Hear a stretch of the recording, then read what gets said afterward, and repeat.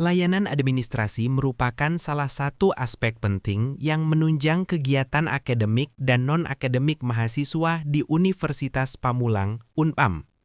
Peningkatan jumlah mahasiswa Unpam dari tahun ke tahun secara signifikan telah berdampak langsung pada tingginya intensitas kebutuhan layanan administrasi, seperti pengurusan kartu rencana studi, legalisir dokumen, dan surat-surat akademik lainnya.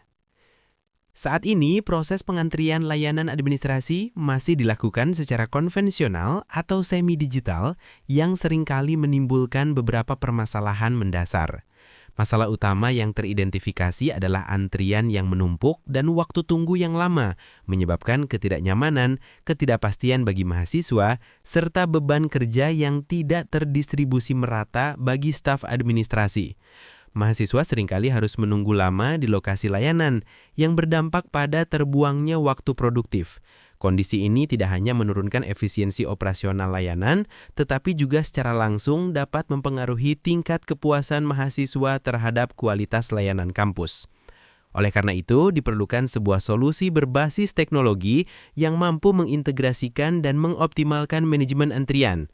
Perancangan dan implementasi sistem antrian tiket berbasis aplikasi diusulkan sebagai inovasi strategis.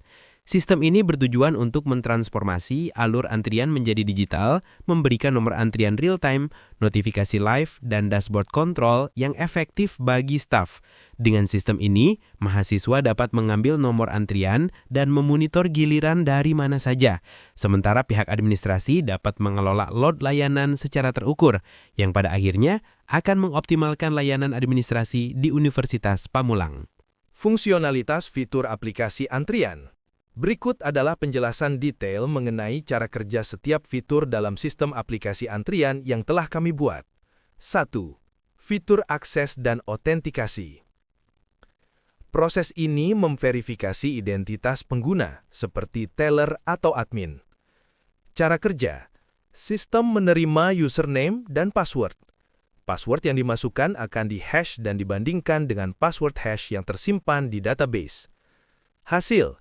Jika cocok, sistem mengizinkan akses dan mencatat sesi, mengaitkan aktivitas yang akan datang dengan ID petugas tersebut, misalnya teller 1. 2. Profil. Menampilkan data diri petugas yang sedang aktif menggunakan sistem. Cara kerja. Setelah login berhasil, sistem mengambil data lengkap petugas dari database, misalnya nama, jabatan, loket bertugas, dan shift kerja, dan menampilkannya di interface atas. 3. Logout. Mengakhiri sesi kerja petugas. Cara kerja.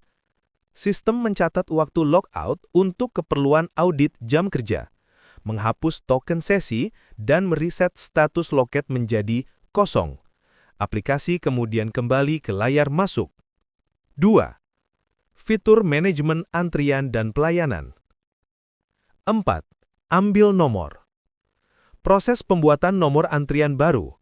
Cara kerja, sistem mengambil prefix layanan saat ini, misalnya A, dan nomor urut terakhir yang telah dikeluarkan.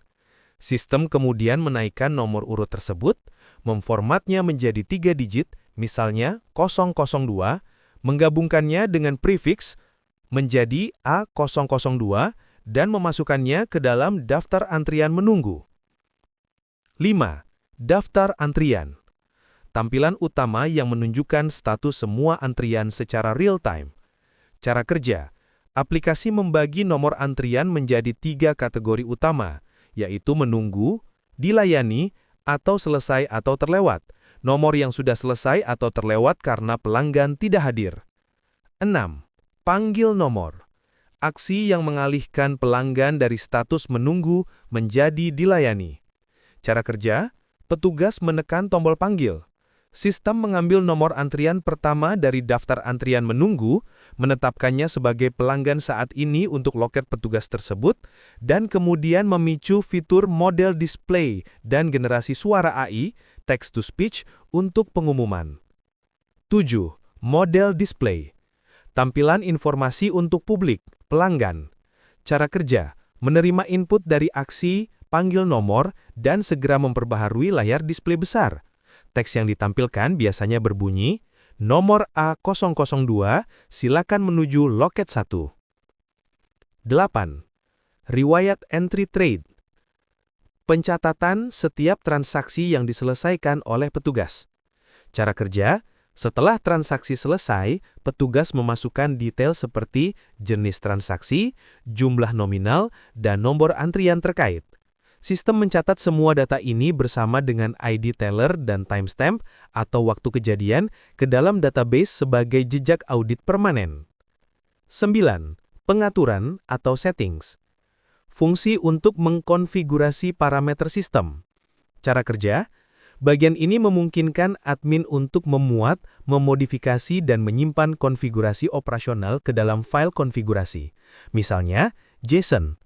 Pengaturan yang dapat diulik meliputi jumlah maksimal loket, prefix antrian default, dan volume pengumuman suara.